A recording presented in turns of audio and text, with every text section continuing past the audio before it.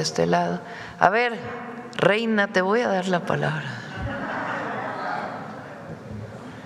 Y sí va a ser sobre el tema, Presidenta, porque traigo muchas preguntas. Bueno. Gracias. No vamos a ser muy extensos, ¿verdad? La reunión primero, nada más para quedar un poquito claros, entonces la cifra de desaparecidos en México es de 130,000 y de ahí se derivan 3 categorías. ¿Es así? Ahora o sea, realmente, desde el análisis que nosotros hemos hecho, son 43,128, que son aquellos que no tenemos registrados, o sea, que no tenemos ningún registro. Ahora, de los 40,308 que hay registro y que ya tuvieron una actividad, ya encontramos una parte de ellos. Ahora tenemos que seguir trabajando para garantizar la prueba de vida. Y los 46,742 permanecen en el registro, pero lamentablemente no hay información para poder encontrarlos. Entonces, de aquellos que tenemos todos los registros y que no hemos encontrado ninguna prueba posterior, ya sea de vida o sin vida, son 43,128 del 2006 a la fecha. Entonces, por ejemplo, para efectos de notas no podemos usar 130,000 desaparecidos en Pueden México. usarlo, decir 130,000, de los cuales 46,000, bueno, ustedes pueden hacer lo que ustedes quieran al escribirlo. Sí, pero yo no pero les voy a decir cómo escribir una nota. Hay que explicar. Lo que estamos diciendo el día de hoy en la conferencia es lo siguiente. Sí. De 132,534, 2,356 desaparecieron entre el periodo de 1952 al 2005. Sí. Y muy probablemente estas personas están vinculadas con desaparición forzada desde el Estado. Es más, muchas de ellas muchas de ellas están vinculadas con desaparición forzada. Del Estado también, ¿no? Y que involucra al Estado. Sí. De 130,178 registradas en el Registro Nacional de la Comisión de Búsqueda, 46,742 no tienen datos completos, lo que hace muy difícil su búsqueda, aunque permanecen los registros. Presidenta, en esos 40,308 se tiene conocimiento que tuvieron una actividad posterior a su reporte de desaparición y estamos buscándolos y es muy probable que estén con vida y tenemos que seguir buscando para encontrar la prueba de vida. Y 43,128 del 2006 al 2026 están reportados como desaparecidos, pero no tenemos ningún dato. Ahora, de esos, si pasamos a la siguiente, a la siguiente, la siguiente, a la siguiente, a la siguiente, la siguiente, la siguiente. De esos, solo 3,869 tienen carpetas de investigación o averiguaciones previas. Muy bien. Presidenta, de esos 46,000 que no hay datos insuficientes, que puede ser algún alias o algo así, ¿no? ¿Han considerado, no sé si en el estudio que realizaron, consideraron que hay personas migrantes que por lo general no traen datos y personas indigentes? Si hay ahí, y en todo caso, ¿cómo será la búsqueda de esas personas que no tienen, pues que no tienen mayores registros, a veces que un solo alias, o que alguien que los conoció en la calle habían hecho el reporte? Por eso no se retira el registro. Lo que decimos es que es muy difícil su búsqueda. Si dice Juan, pero no tenemos ningún otro dato, pues es muy difícil buscar a esa persona. Entonces, por eso mantenemos el registro y nos concentramos en las personas donde hay toda la información. Si no viene el dato de contacto, entonces ya la ley nos permite preguntarle al INE, preguntarle a un banco, preguntarle a alguna institución privada o pública autónoma si tiene alguna referencia para poder localizar a alguno de esos familiares. Pero también hay extranjeros e indigentes desaparecidos. Sí, sí hay y también se busca. Habría que definir un poquito la estrategia en ese sentido. Es justo de la tabla que nos presenta, Presidenta, Déjale ese. los datos que, así para poderla checar, habrá los datos que se dieron a conocer en el No, registro. la última, por favor. Sí, la última, por favor. Los datos que se dieron a conocer en el Registro Nacional de Búsqueda, usted nos ha dicho aquí que vienen de las fiscalías. Los datos con los que se alimentó. También No, tengo en el registro… Bueno, en varias partes, ¿no? No, a ver, el Registro Nacional de Búsqueda, hasta el mes de julio del 2025, cualquier persona podía ingresar un dato. ¿Ya no se va a poder? Y se contabilizaba como persona desaparecida. Todavía se puede hacer eso, solo que ahora, por ley, tiene que tener toda la información para poder aparecer como un registro. Ya no se permite que solo se ponga un alias, ya se pide pues que tenga toda la información, la mínima indispensable para considerar a una persona como desaparecida. Presidente, esto que menciona usted ahora es por ley, porque hicieron unos cambios a la ley, pero antes no era por ley que tenían que hacer una carpeta de investigación y hacer una búsqueda de una persona desaparecida. Estaba la búsqueda de la persona, en la ley estaba que había que tener un registro y que tenían que tener las fiscalías estatales, una fiscalía especializada de búsqueda, de desaparición y búsqueda. No todos los estados han cumplido, por eso ahora se reforzó en la ley, pero no era obligatorio abrir una carpeta de investigación a un registro de persona desaparecida. Pero si es una denuncia de desaparición, ellos tienen la obligación de hacer una carpeta. La pregunta sería básicamente si se va a investigar a las fiscalías que no hicieron y a los funcionarios en el país que no hicieron estas carpetas de investigación, porque en muchos casos cuando llegan las familias, y a mí me ha tocado ser testigo de eso, que llegan y les dicen mejor no ponga la denuncia, y nada más le toman unos datos que es el registro que usted dice. En este caso, ¿qué se va a hacer contra estas fiscalías y contra esos funcionarios que entorpecieron la creación de una carpeta de investigación? Hasta antes de julio del 2025 no era obligatorio abrir la carpeta de investigación, con que se registrara en la fiscalía. Es distinto registrar que abrir una carpeta de investigación que te lleva necesariamente a la obligación del Ministerio Público de investigar y dar con la persona, encontrar a la persona y que no haya impunidad. Entonces, ahora sí se tiene que abrir. A partir de julio del 2025 ya hay sanción a los servidores públicos por no abrir las carpetas de investigación. ¿Cuál va a ser la sanción, Presidenta? ¿Perdón? ¿Cuál va a ser la sanción para un funcionario que no haga una carpeta? Está en el artículo 79 de la ley, que es lo que 74. No sé si quieras comentar. Sí, el artículo 74 de la ley establece que se iniciará un procedimiento de responsabilidad administrativa con independencia de alguna otra responsabilidad que se pueda derivar de la falta de apertura de la carpeta de investigación.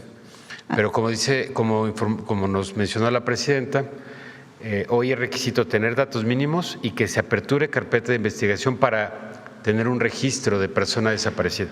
¿Administrativo se refiere a que lo van a amonestar, le van a poner una sanción económica, lo van a destituir, lo van a inhabilitar? Las responsabilidades administrativas van desde apercibimientos, multas o inhabilitaciones. Será en cada caso. ¿No se abren casos penales? Sí, también por omisión. La omisión es de un funcionario público, también está catalogada penalmente. Se puede abrir una carpeta a un funcionario que por omisión no abrió una carpeta. Pero ahora sí se va a hacer eso. Sí, se puede hacer. Tiene que denunciarlo la persona que no permitió que se abriera la carpeta de investigación. El registro que usted menciona que ellos tomaban antes y no hacían la carpeta, lo hacían, bueno, pues ya estamos viendo que lo hicieron mal porque hay todas estas tres tipos de imprecisión. ¿Va a tener alguna consecuencia y ya no se les está permitido hacer esos registros? O sea, tienen que ser la carpeta. Tiene que ser la carpeta y Marcela, es lo que te comento, está permanentemente trabajando con las fiscalías estatales para que se abran las carpetas de investigación. A veces las fiscalías abren el registro, inicia la búsqueda y si no se encuentra, entonces abren la carpeta de investigación. Nosotros pedimos que desde el principio se abra la carpeta y en todo caso se cierre de inmediato cuando se localizó a la persona. De estas cifras que mencionan, ¿cuántos se pueden poner en la categoría de reclutamiento forzado de los 43,000? Es difícil hacerlo. Ahora estamos trabajando todavía, que ya es un trabajo mucho más detallado y requiere mucho más gente, de información de cada registro. Por ejemplo, si el registro viene del registro de la Comisión Nacional de Búsqueda y nada más viene el nombre, la dirección y no viene el contexto en que desapareció, es difícil saber si fue un reclutamiento. De las 3,869 carpetas de investigación o averiguaciones previas que sí se abrieron, averiguación previa es hasta el 2015 y de 2015 en adelante ya se llama carpeta de investigación.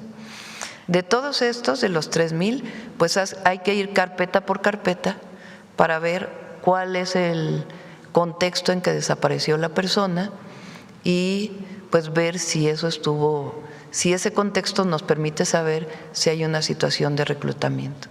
Presidenta, ahora que hizo este acuerdo con Meta y las redes de TikTok, no sé si planean o han empezado a hacer algún acuerdo para que se pueda castigar el reclutamiento forzado en redes o que ayuden a las investigaciones, o si se tienen investigaciones en esos casos. Lo que están ayudando es a bajar las páginas muy rápido, las cuentas y las páginas. La Secretaría de Seguridad y Protección Ciudadana, con el área de cibernética, igual que la Guardia Nacional, se comunican con las plataformas y tienen que tener alguna información para poder bajar esa página. Y también, una vez abierta una carpeta de investigación, están obligadas a dar información. Pero hay un acuerdo ya, entonces, con ellos. Sí, hay un acuerdo, no sé si es firmado o no, pero hay colaboración. Sí. Sí. Coméntalo. Gracias. Sí, realmente esto ya tiene mucho tiempo que se hace y por eso precisamente lo que señala la presidenta de la importancia de que se abran las carpetas de investigación en este y cualquier otro delito, tener acceso a las redes sociales que son tan usadas de forma generalizada, pues es muy importante en este caso para encontrar a las personas. Entonces, con las reformas ya es mucho más fácil acceder a esta información, solicitar a esta información a las compañías, pero en general en cualquier investigación de cualquier delito hay una relación con estas compañías de redes sociales para que proporcionen la información. Presidenta, en el caso, gracias, en el caso de las personas de larga data. Nada más un momento. Recuerden que nosotros creamos el Sistema Nacional de Inteligencia e Investigación para la Seguridad Pública. Este sistema nos ayuda mucho porque son plataformas de datos que obligatoriamente, por ley, tienen que compartirse. En el caso de una compañía de teléfonos o alguna otra entidad privada, tiene que ser bajo orden de un juez. Pero ya es importante este sistema nacional. Menos burocrático. Menos burocrático y además pues con mucho mayor agilidad para el acceso de los datos. Presidenta, en el caso de los que menciona que son como 2,000 de larga data, que ya tiene mucho tiempo, en el caso de los, ¿cómo va a ser la búsqueda en el caso de ellos? Y porque bueno, ya tiene pues mucho tiempo. Entre ellos, por ejemplo, ya está también nuestro amigo que ya van a ser 16 años, Alfredo Jiménez Mota, reportero. que no se ha podido encontrar. Entonces, en el caso de ellos, ¿cómo se van a seguir buscando? Porque también los trabajos periodísticos que han hecho los reporteros de investigación de búsquedas, como Quinto Elemento Lab, mencionan que hay 77,000 personas en este caso y que son, hasta el sexenio pasado había, hicieron este registro ellos, ¿no? Según los conteos que han realizado, las investigaciones que han realizado, y son cuerpos sin identificar. ¿Qué va a pasar en este caso? De estos datos que se presentan aquí, estos son los que están en el Registro Nacional. Si hay algún otro dato o alguna otra persona que no se registró en el Registro Nacional, pues no aparece en esta información. Sin embargo, nosotros consideramos que es una información pues que fue trabajada durante mucho tiempo y que las personas que de alguna manera se reportaron como desaparecidas, digo de alguna manera porque no sabemos la causa, que fueron reportadas como desaparecidas, son este número que está planteado aquí. De las personas previas, los 2.356 hasta el 2005, esas personas también trabajan con los colectivos o con los familiares para poder encontrarlos. Es un trabajo distinto y ahí hay carpetas de investigación o averiguaciones previas abiertas desde hace tiempo y hay una fiscalía especializada con la cual se trabaja. Personalmente, por ejemplo, he recibido a Colectivo Eureka, con ellos hemos platicado, están trabajando en este momento con la Fiscal General de la República para establecer líneas también de investigación. Entonces, ¿cuánto consideran que sería el subregistro de personas que faltan? Eso no se puede saber. ¿Un estimado? Más bien nosotros no hicieron un cálculo. No se puede saber. Pues no se puede saber porque no podemos saber dónde se pudieron haber registrado. Estos son todos los registros que hay y por eso es la información con todo detalle y toda transparencia que estamos presentando el día de hoy. Bueno, también hay organizaciones que han mostrado ellos datos también de que hay un subregistro grande y aparte de que muchos no son precisamente registros. No sé si hay colaboración con algunas organizaciones en este sentido. Hay colaboración con organizaciones y hay colaboración también con el Alto Comisionado de Naciones Unidas, con el área internacional de la Cruz Roja y con otras instituciones de Naciones Unidas, con otras áreas de Naciones Unidas. Ellos les pedimos que pues de alguna manera nos orienten en todo este proceso de investigación y han estado permanentemente dándole seguimiento. Por ejemplo, Data Cívica no está entre sus colaboradores. ¿No es ahí donde trabajó Pepe Merino? Sí, ¿no? Ahí trabajó Pepe Merino. Pepe Merino hizo un trabajo muy importante de búsqueda de personas desaparecidas a partir de los registros nacionales. Un día puede platicar de ello. Y a partir de ahí escribió varios artículos sobre ello. Por eso para nosotros es muy importante que Pepe esté trabajando en el análisis de los datos, porque una de sus experiencias a lo largo de su vida con el análisis de datos fue de personas desaparecidas. Y esto pues nos da también la visión desde la sociedad civil de cómo realizar estos procesos. Presidenta, y ahora que menciona que se ha reunido con Eureka y creo también con las familias de los 43 de Ayotzinapa, ¿por qué no concederle a las madres buscadoras una reunión? ¿Qué es lo que, por qué lo piensa usted o qué piensa usted? Lo podemos hacer, no. En este momento se están reuniendo con la secretaria de Gobernación y están muy, reconocidas en el sentido del trabajo que están haciendo. Hasta ahora no nos han pedido una reunión adicional. Se trabaja cada 15 días, cada semana, hay reuniones y pues es tan cercano el trabajo que no han pedido una reunión con la presidenta. Si llegaran a pedir una reunión con la presidenta, pues ya valoraríamos esta Sí, no reunión. sería como, no sé, pues no sé si discriminar no es la palabra, pero pues como un privilegio recibir a unos sí y a otros no. No, yo y hay un resentimiento, hay una especie, un sentimiento entre las madres de buscadoras, los buscadores, porque pues de alguna manera quisieran platicar con usted, que usted los He platicado escuchara. con muchos de ellos, con muchos. Incluso cuando salgo de gira, he escuchado a muchos de los colectivos de manera directa. A mí no me gusta a veces hacer públicas muchos de estos temas, pues porque no se trata de estar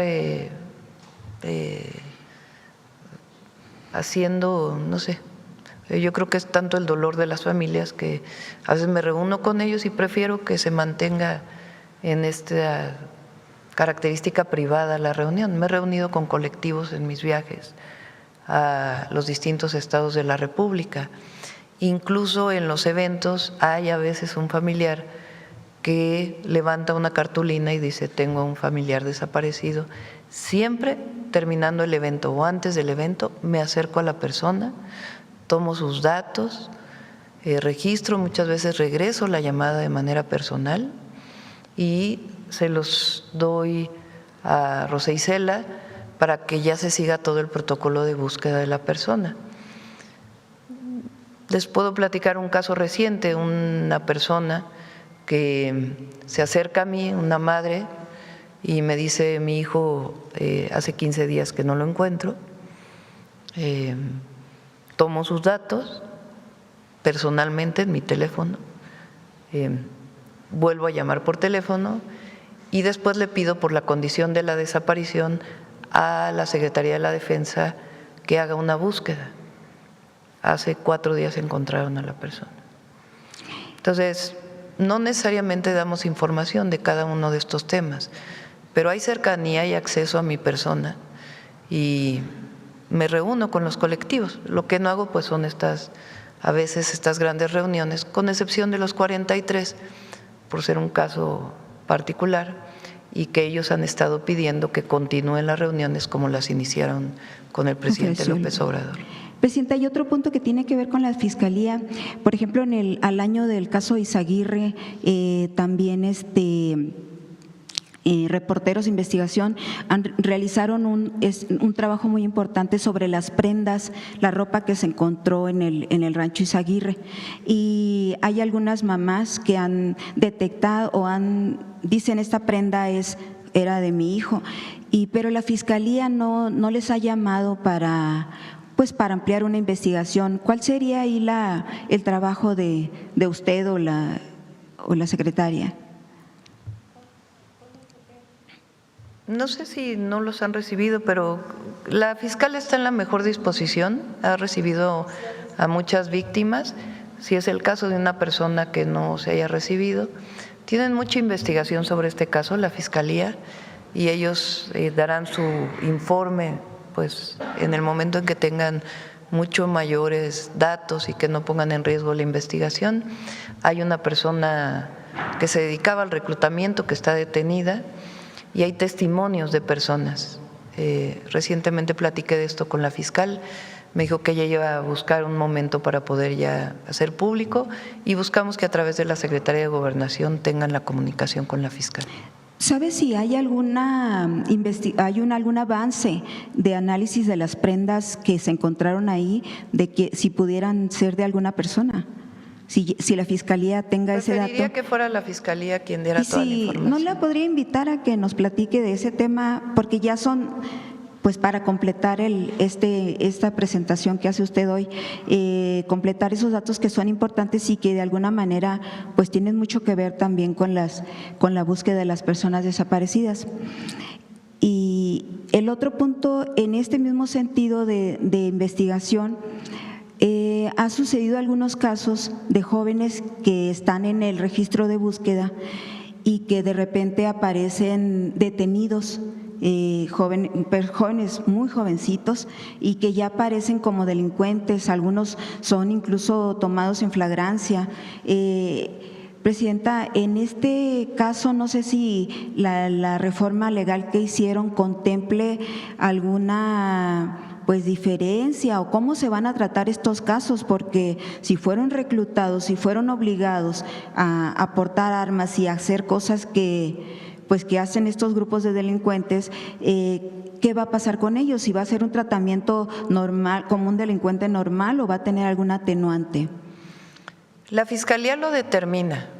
Dentro del sistema penal hay distintos mecanismos para determinarlo y es el juez, el Poder Judicial, quien finalmente determina la culpabilidad o no de esta persona a partir del contexto en el que se da el delito o de las circunstancias en las que, si fue reclutado, cómo fue reclutado. Eso es algo que se determina ya entre la Fiscalía y el Poder Judicial. Pero ¿usted estaría en favor de que fuera un tratamiento distinto en estos casos, o cuál sería su postura respecto a estos casos? Tiene que analizarlo la Fiscalía y el juez.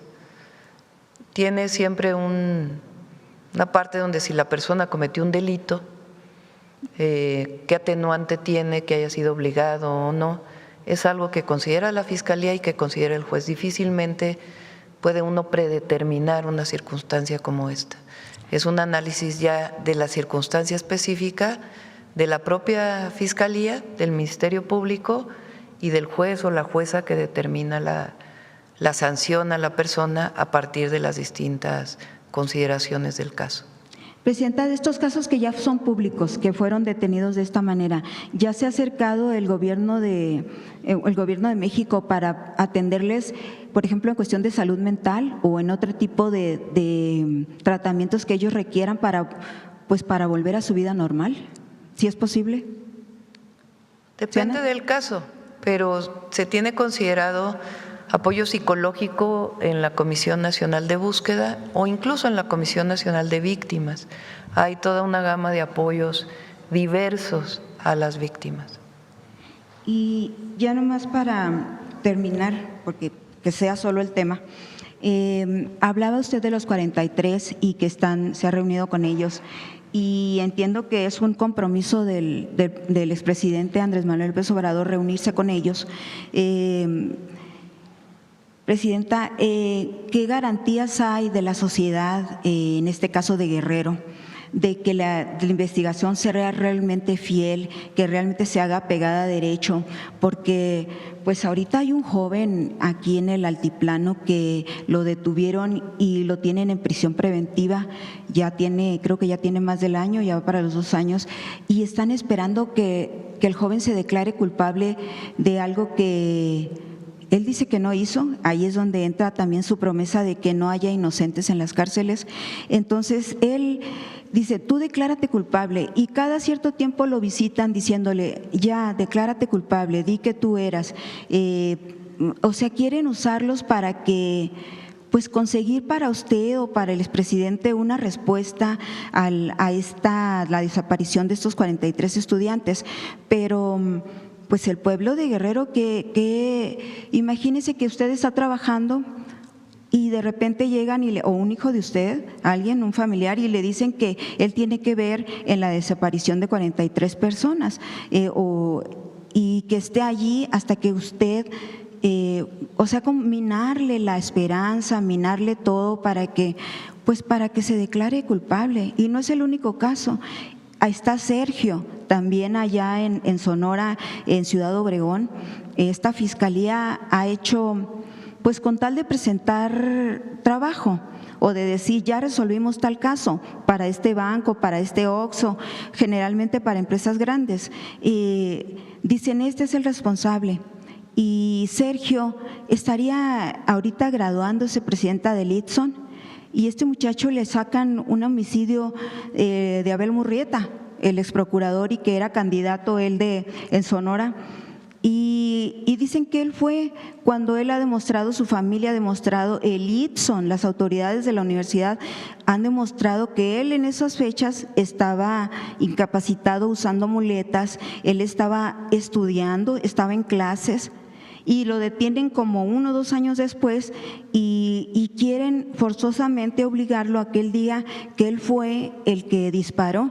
Entonces, yo no creo sinceramente que la familia de Abel Murrieta, porque no creo que él lo quisiera, que un inocente estuviera pagando por por algo que, pues en este caso por su, sí, que se encuentren a las personas que lo asesinaron a él y a otras tantas personas que han muerto de esta manera, Carlos Manso, etcétera, pero ¿por qué y ahí viene otra vez esta situación de que las fiscalías necesitan capacitación, Presidenta, necesitan actualizarse, modernizarse, tener personal más capacitado, agentes de investigación que realmente sean de investigación, que no trabajen solo porque la presidenta dijo que quiere encontrar al culpable de tal caso, o el gobernador lo quiere encontrar? A ver,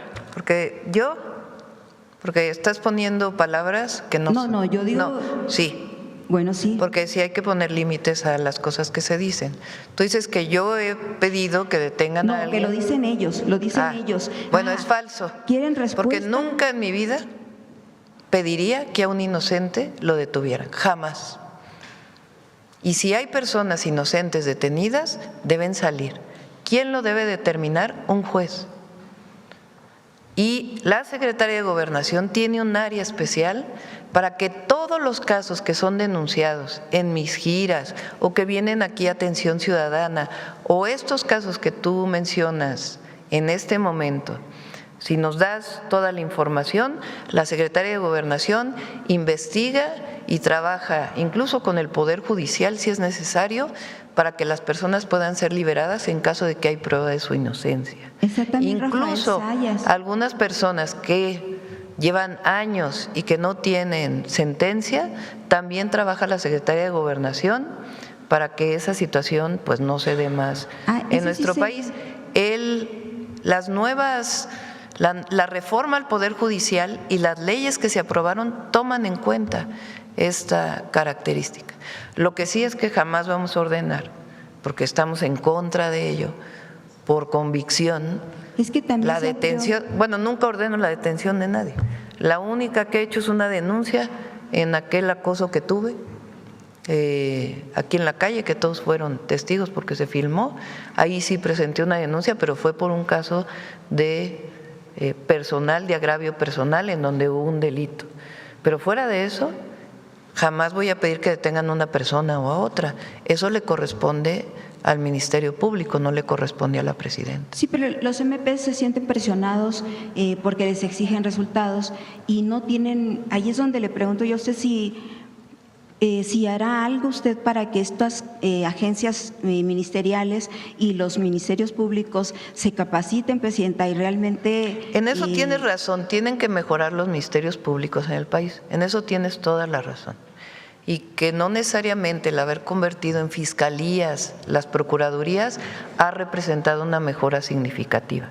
En eso coincidimos. En algunos casos ha mejorado mucho las fiscalías y en otros casos pues no se ha visto gran mejoría. Si eso requiere una reforma legal o más bien acción de los propios fiscales para que las fiscalías funcionen de mejor manera, pues es algo que hay que discutir incluso con el Poder Legislativo. Pero de que necesitamos mejores fiscalías en el país, en eso estamos de acuerdo. Pero si usted está en su interés, en su voluntad política, hacer este tipo de… pues buscar que se logre algo ahí en ese sentido. Y si es necesaria una reforma adicional, la trabajamos y la ponemos a disposición.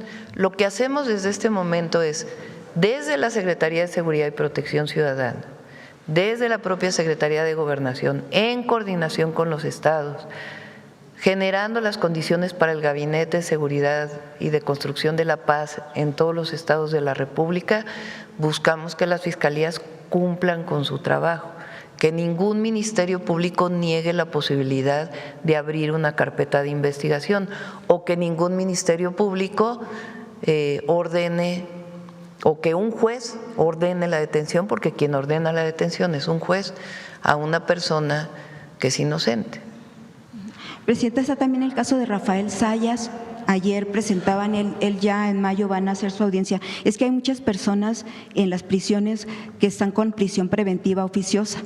Y este muchacho Rafael ya tiene 4 años también en un penal de Durango y ya en mayo parece ser que le hacen una audiencia de sentencia.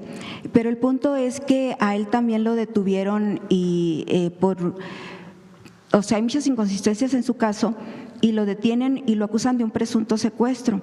Entonces ya lleva 4 años ahí y lo que sea, pero está ahí, Presidenta. ¿Y si son inocentes, Presidenta? Si nos das el caso, con todo gusto la Secretaría de Gobernación ayuda a atender a las personas, a los familiares, para que en caso de que sea inocente podamos darle todas las, o bueno, en cualquier caso podamos darle todas las condiciones para que tenga asesoría legal. Presidenta, pero sí podría ser un plan, ¿tienen un plan, por ejemplo, para revisar estos casos constantemente? Sí, la Secretaría de Gobernación. ¿Cuántas personas se han liberado, Rosa Isela? Gracias, Presidenta. Todos los días tenemos ingresos de solicitudes de diversas personas que buscan eso, justicia. Entonces, porque ellos aducen que se ha cometido alguna injusticia o que no hay suficientes pruebas para que su familiar permanezca en el reclusorio. Entonces, se les atiende, se sigue todo el procedimiento para revisar la carpeta de investigación, para revisar las actuaciones del juez, para ir viendo, y se interviene en una mesa que es que tiene que ver con las amnistías y las libertades. Todo esto se hace por ley. La Secretaría de Gobernación tiene esa obligación de hacerlo y los casos que hoy nos comenta los podemos ver. No necesariamente quiere decir que siempre que se revise un caso por Gobernación o por la Comisión de Amnistía salgan en libertad, porque pues a veces la familia dice es inocente y las evidencias o el juez dicen lo contrario. Pero en la mayoría de los casos, pues nosotros hasta vamos a tocar, ahorita tenemos audiencias con el Poder Judicial, por ejemplo, de Guerrero o de otros lados, donde se revisan casos específicos de familiares que han solicitado a la Comisión de Amnistía la intervención de las autoridades. Entonces, le damos precisamente, Presidenta, el dato preciso de cuántos han salido. Por ejemplo, aquellos pues personas humildes que no tienen a veces la atención debida y que le entregan a la Presidenta en sus giras una cartita donde hablan de la situación y revisamos inmediatamente y muchos, por fortuna, salen en libertad. Mujeres, personas también que que sí cometieron delitos, pero que tienen una incapacidad, que tienen una enfermedad, que tienen diferentes motivos y requisitos legales para poder adelantar sus libertades. Entonces, son como varios procedimientos, no necesariamente, a veces sí son responsables y por diversos motivos se adelanta su libertad. Pero atendemos esto con mucho gusto que usted nos da el día de hoy. Gracias. Secretaria, nada más y otra pregunta. El caso de, por ejemplo, hay muchos reos que están por ejemplo, este reo que le comento, Sayas, es de Veracruz y está en Durango. ¿Cómo se está trabajando con las familias que solicitan? Es muy oneroso para las familias trasladarse cada cierto tiempo, cada semana, cada día de visita de un estado a otro. ¿Cómo van con ese proceso de tratar de que los reos estén en su lugar en su estado natal, donde está su familia? Eso pertenece a otra área, pertenece seguridad pública, al área de seguridad pública, pero de todas maneras hoy lo que le puedo decir es que de y otros casos que usted tenga alguna queja, con mucho gusto lo podemos atender, nos da los datos y lo hacemos de inmediato. Hoy mismo nos comunicamos con las familias. Me lo dieron ayer, Enrique Cañedo también, dicen que está preso. Pásanos los datos y con gusto los atendemos. Y nada más una pregunta, Presidenta, ayer que veía yo lo del penal de Durango, porque el presidente Andrés Manuel presentó, en cierto momento del sexenio, presentó un estudio de que los penales estaban a cargo de empresas, de empresarios. Si eso sigue así, bueno, en el caso de Durango, creo, ayer me decían que sí sigue así, que ¿por qué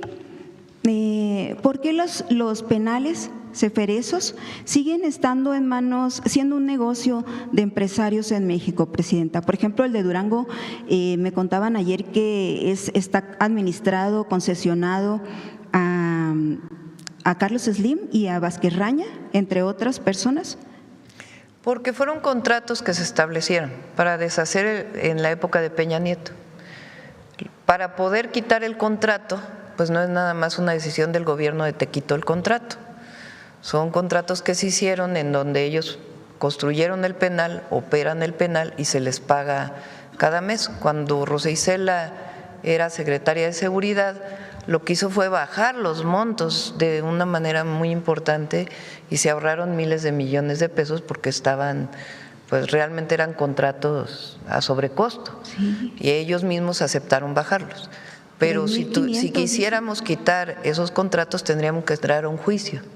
No es solamente decir ya se acabaron los contratos, se tendría que entrar a un juicio en ese proceso. ¿Los 14 siguen todavía en manos de empresarios entonces? Sí, muchos de los penales federales siguen en manos de empresarios y lo que se hace es se revisa permanentemente los costos que cumplan, se quitaron como contratos leoninos, pero si quisiéramos quitárselos pues tendríamos que entrar a un Pero juicio. si hay litigios o hay ¿sí se los planean quitar o no? Ellos, hasta el momento no hay ningún litigio en particular, tendríamos que entrar a ese proceso. Porque en el caso de Durango nos dicen que son 3,500 pesos que se les pagan por reo que hay ahí y estén o no estén ocupados. Se hizo una revisión de realmente cuánto debía costar la inversión que hicieron más el costo de mantener a una persona privada de la libertad en este lugar. Y se bajaron mucho los costos, pero muchos de ellos se mantienen en manos de privados. ¿Y sí podría haber algún informe en este sentido, sí, Presidenta, con todo que gusto. nos pudieran? Sí. Y nada más la última. Ya, reina, ya, eso es media hora. Es unas gracias, ¿eh? Gracias. Ya no quieren que le dé las gracias de algo que ya hicieron. Bueno. Adelante. Las familias que estaban ahí, que tenían 2 meses en Sonora, que Durazo de plano no quería atender.